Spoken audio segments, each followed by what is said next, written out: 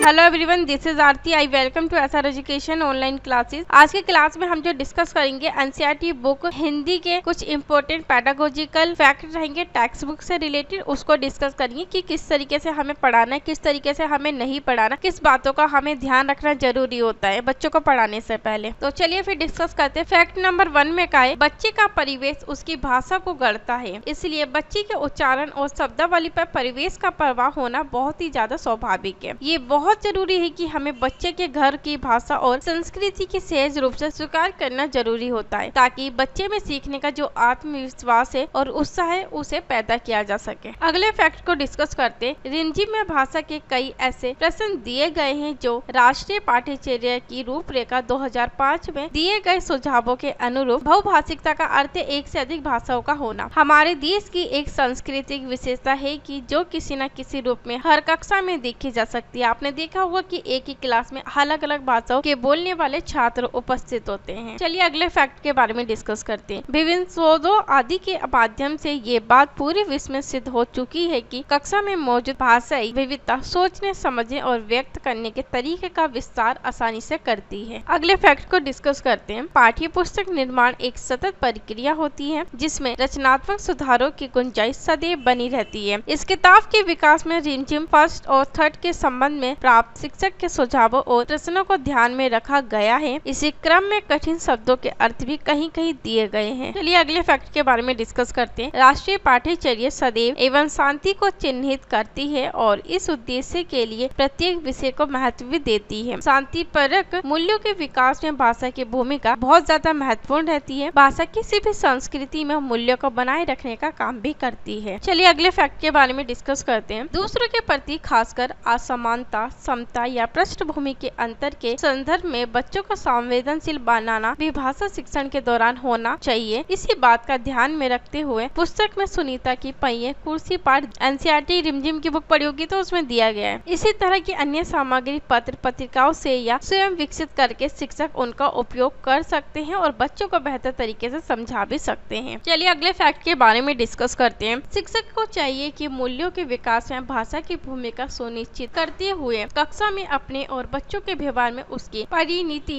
लाई जाए। अगले फैक्ट को डिस्कस करते हैं। किसी भी भाषा की समृद्धि तथा जीवंतता की पहचान उसकी विभिन्न रूपों, शब्दों तथा शैली की विविधता से होती है। रिमझिम तथा जीवंतता की पहचान उसके विभिन्न रूपों की झलक भी देखने को मिलेगी अगर आपने एनसीईआरटी रिमझिम की बुक पढ़ी होगी तो। चलिए अगले फैक्ट के बारे में डिस्कस करते हैं। कुछ ऐसे शब्द मिलेंगे जिनका अर्थ हमारे देश के अलग अलग क्षेत्र में अलग अलग होता है। जैसे आपने देखा होगा सीताफल को कई जगह पे शरीफा कहा जाता है तो कहीं जगह पे कद्दू को सीताफल भी कहते हैं। बच्चे इस बारे में चर्चा करेंगे तो उन्हें पता चलेगा कि एक ही चीज के कितने सारे नाम होते हैं अलग अलग जगहों पे। चर्चा के दौरान बहुत से शब्द भी निकल कर सामने आएंगे और बच्चे सीखेंगे। चलिए अगले फैक्ट के बारे में डिस्कस करते हैं। बच्चों के उत्तरों और उनमें निहित सोच एवं कल्पना को स्वीकार करना बहुत जरूरी होता है। शुरू से ही बच्चों की त्रुटियां निकालना, उनकी आलोचना करना और उन्हें दंडित करना की शिक्षा के बुनियादी उद्देश्य को खंडित और ध्वस्त कर देना है। प्रारंभिक स्तर में की गई जो त्रुटियां होती है बच्चों को सीखने की एक प्रक्रिया का स्वाभाविक और स्थायी चरण होता है। अगर बच्चे गलती और त्रुटियां नहीं करेंगे तो वो आसानी से सीख भी नहीं कर पाएंगे, इसलिए जो सीखने के टाइम त्रुटियां करना स्वाभाविक माना जाता है। त्रुटियों से आपको ये भी जानने में मदद मिलेगी कि बच्चे कितना सोचते हैं, कितना चीजों को समझ पाते हैं, सबको भी सीखने में मदद मिलती है। चलिए अगले फैक्ट के बारे में डिस्कस करते हैं। त्रुटियों को सुधारने से पहले उनका विश्लेषण यानी कि एनालिसिस करना बहुत जरूरी होता है, जिससे ये तय हो सके कि उन पर कब और कैसे हमें ध्यान दिया जाना उपयोगी होगा। बच्चों की भाषा की कई औचलिक रंगतें अक्सर त्रुटियां समझ ली जाती हैं। उनकी त्रुटियों को ध्यान दे जो बातचीत तथा समझ में बाधा ना बन रही है। चलिए अगले फैक्ट के बारे में डिस्कस करते हैं। साथ ही ये भी तय करना जरूरी है कि किस त्रुटि पर कब ध्यान दिया जाए, जिससे बच्चों को स्वयं